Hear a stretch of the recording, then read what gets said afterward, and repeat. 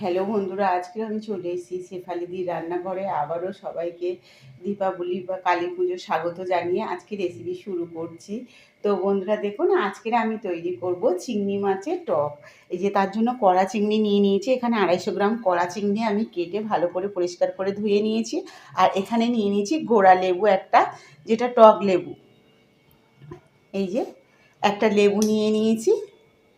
আর এখানে নিয়ে নিয়েছি 150 গ্রামের মতন কুমড়ো। কুমড়োটাকে কিন্তু এরকম ডুমো ডুমো করে কেটে নিয়েছি। এই দেখো, চৌকো চৌকো করে কেটে নিয়েছি। আর এখানে নিয়ে নিয়েছি 5 থেকে 6টা কাঁচা লঙ্কা।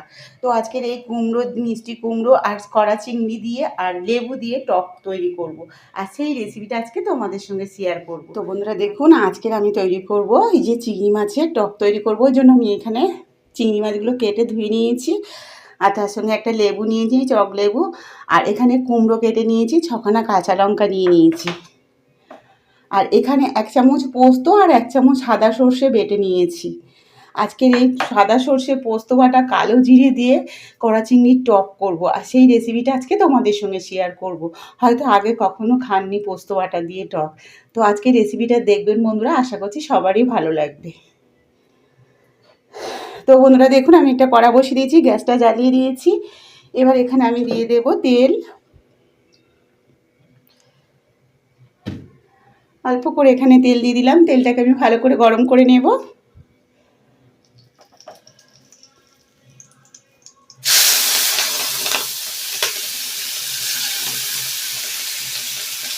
এখানে প্রায় 300 গ্রামের মতন কড়া চিংড়ি আছে। আমি সব চিংড়ি মাছগুলোকে কেটে নিয়েছিলাম, কেটে ভালো করে ধুয়ে নিয়েছি। দিয়ে চিংড়ি মাছগুলোকে নুন হলুদ দিয়ে ভালো করে ভেজে নেব। তো এখানে দিয়ে দেবো অল্প করে, এই দেখুন বন্ধুরা, ছোটো চামচের 1 চামচ দিয়েছি লবণ। আর এই ছোটো চামচের 1 চামচ দিয়েছি হলুদ। হলুদ আর লবণ দিয়ে চিংড়ি মাছটাকে ভালো করে ভেজে নেব। তো বন্ধুরা দেখুন, আমার চিংড়ি মাছটা কিন্তু ভাজা হয়ে গেছে। এবার আমি একটা প্লেটে চিংড়ি মাছগুলোকে তুলে নেব। সব চিংড়ি মাছগুলোকে এই প্লেটটাই তুলে নিচ্ছি। তো বন্ধুরা দেখুন, তেলটা কিন্তু আমার গরম হয়ে গেছে। আর এখানে আমি নিয়ে নিয়েছি দেখুন কালো জিরে। কালো জিরেটা আমি ফোড়ন দিয়ে দেব। কালো জিরে আর কাঁচা লঙ্কাটা ফোড়ন দিয়ে দিলাম, দিয়ে একটু নাড়াচাড়া করে নেব। এবার এখানে যে আমি মিষ্টি কুমড়োটা কেটে রেখেছিলাম, কুমড়োগুলোকে দিয়ে দেবো এর ভেতরে। কালো জিরে, কাঁচা লঙ্কা আর কুমড়ো একসঙ্গে ভালো করে ভাজা করে নেব। এবার এখানে আমি দিয়ে দেব এই যে 1 চামচের মতো লবণ,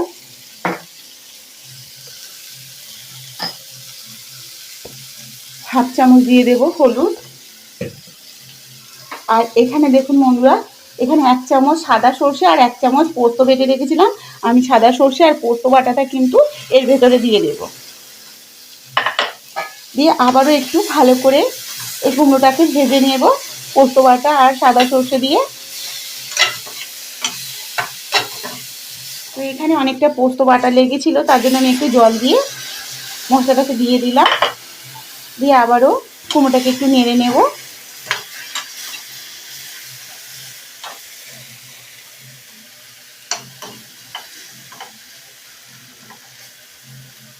মিনিট 10 মতন কুমড়োটাকে এই মশলাটা, পোস্ত বাটা আর সর্ষে বাটা দিয়ে একসঙ্গে আমি ভেজে নেব।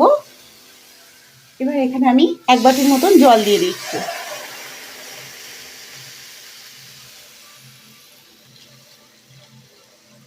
এক বাটি জল দিয়ে দিলাম, যেন কুমড়োটা ভালো করে সেদ্ধ করে নিতে হবে, তার জন্য জলের পরিমাণটা একটু বেশি দিয়েছি।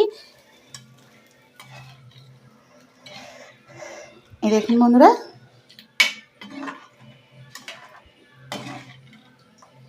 ভালো করে নাড়াচাড়া করে নেব। মিনিট 10 ভালো করে ফুটিয়ে নেব। নেওয়ার পরে এখানে যে আমি চিংড়ি মাছটা ভেজে রেখেছি বন্ধুরা দেখুন, লাল লাল করে যে চিংড়ি মাছটা ভেজে রেখেছি, চিংড়ি মাছটা দিয়ে দেব। চিংড়ি মাছটা ভেজে রেখেছিলাম, এই চিংড়ি মাছটা দিয়ে দেব ঝোলের ভেতরে। চিংড়ি মাছটা দিয়ে আবার একটু নেড়ে নেব। আরও 10 মিনিট আমি চিংড়ি মাছটা দিয়ে ভালো করে ফুটিয়ে নেব। ফেলে দেবেন আগে। এই যে দানাগুলো আমি সব পরিষ্কার করে ফেলে দিলাম। এবার বাটির মধ্যে লেবুর রসটা কিন্তু আমি চিবড়ে নেব। তো লেবুর রসটা কিন্তু আমি তৈরি করে নিয়েছি। যে কটা দানা আছে এর ভেতরে দানাগুলোকে আমি একটু তুলে ফেলে দেব। এবার এখানে আমি লেবু রসটা দিয়ে দেব।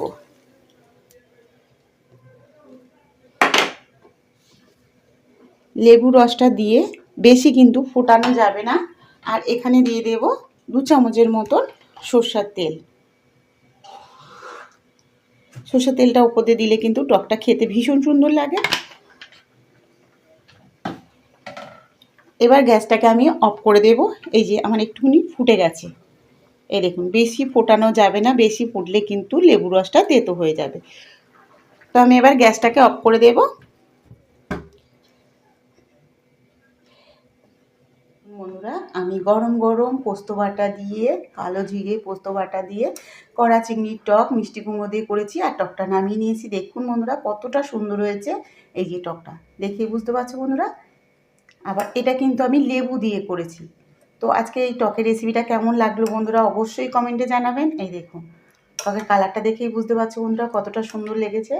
আর এই টকটা কিন্তু পোস্ত বাটা দিয়ে করা, সাদা সর্ষে আর পোস্ত বাটা দিয়ে করেছি। আর এই দেখুন চিংড়ি মাছগুলো কতটা সুন্দর হয়ে ফুলে গেছে, দেখেছেন? মিষ্টি কুমড়ো আর পোস্ত বাটা, সাদা সর্ষে বাটা দিয়ে আমি এই চিংড়ি মাছের টকটা করেছি। তো রেসিপিটা কেমন লাগলো বন্ধুরা অবশ্যই কমেন্টে জানাবেন। আর রেসিপিটা ভালো লাগলে শেফালিদি রান্নাঘর চ্যানেলটিকে অবশ্যই সাবস্ক্রাইব করে নেবেন। আর ফেসবুক থেকে দেখলে কিন্তু বন্ধুরা একটা ফলো করে দেবেন।